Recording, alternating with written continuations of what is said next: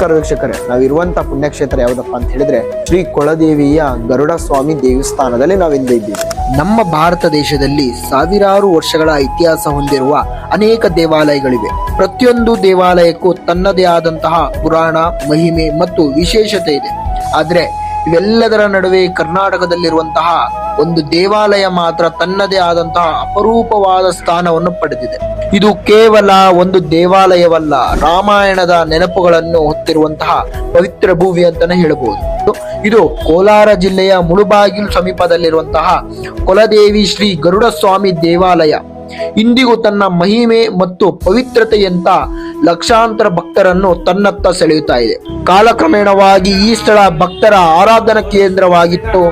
ಹಾಗೆ ಹಲವಾರು ಋಷಿಗಳು, ಯೋಗಿಗಳು ಮತ್ತು ವೈಷ್ಣವ ಭಕ್ತರು ಈ ಕ್ಷೇತ್ರದಲ್ಲಿ ತಪಸ್ಸು ಮತ್ತು ಆರಾಧನೆ ನಡೆಯುತ್ತಿದ್ದ ಅಂತ ಪರಂಪರೆಯಲ್ಲಿ ಕೂಡ ಇಂದಿಗೂ ಕೂಡ ತಿಳಿದು ಬಂದಿದೆ. ಶತಮಾನಗಳು ಕಳೆದು ಹೋದ್ರು, ರಾಜರು ಬದಲಾದರು, ಸಾಮ್ರಾಜ್ಯಗಳು ಬದಲಾದರು, ಆದ್ರೆ ಈ ಕ್ಷೇತ್ರದ ಪವಿತ್ರತೆ ಮಾತ್ರ ಎಂದಿಗೂ ಕೂಡ ಕಡಿಮೆ ಆಗಿಲ್ಲ.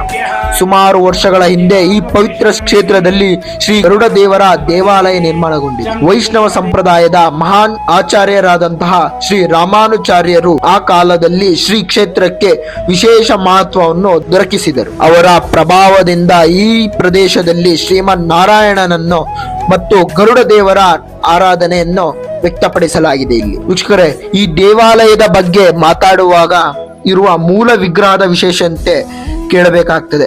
ಗರ್ಭಗುಡಿಗೆ ಪ್ರವೇಶಿಸಿದ ಕ್ಷಣವೇ ಭಕ್ತರ ಕಣ್ಣು ಮೊದಲು ಬೀಳುವುದು ಶ್ರೀ ಗರುಡ ದೇವರ ಭವ್ಯ ರೂಪದ ಮೇಲೆ.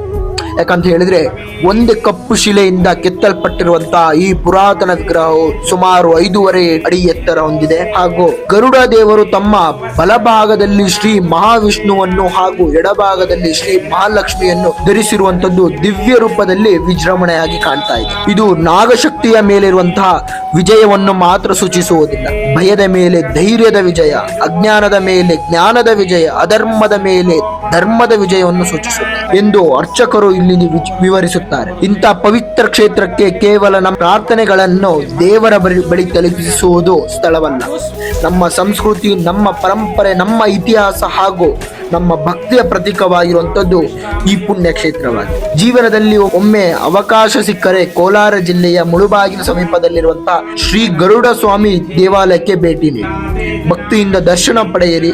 ಶ್ರೀ ಗರುಡ ದೇವರ ಕೃಪೆಯ ಮಹಾವಿಷ್ಣು ಮತ್ತು ಮಹಾಲಕ್ಷ್ಮಿ ದೇವಿಯ ಅನುಗ್ರಹ ನಿಮ್ಮ ಕುಟುಂಬದ ಮೇಲೆ ಸದಾ ಇರಲಿ ಎಂದು ಹಾರೈಸುತ್ತೇನೆ. ಈ ವಿಡಿಯೋ ನಿಮಗೆ ಇಷ್ಟ ಆಗಿದ್ರೆ ಲೈಕ್ ಮಾಡಿ, ನಿಮ್ಮ ಕುಟುಂಬ ಮತ್ತು ಸ್ನೇಹಿತರೊಂದಿಗೆ ಹಂಚಿಕೊಳ್ಳಿ.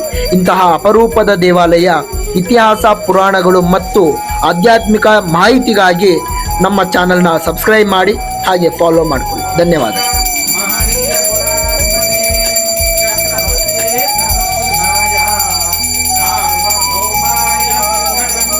ಮಂಗಳಂ ಸರ್ವೇ ಜನಾನಾಂ ಸುಖಿನೋ ಭವಂತು ಸಮಸ್ತ ಸನ್ಮಂಗಳಾನಿ.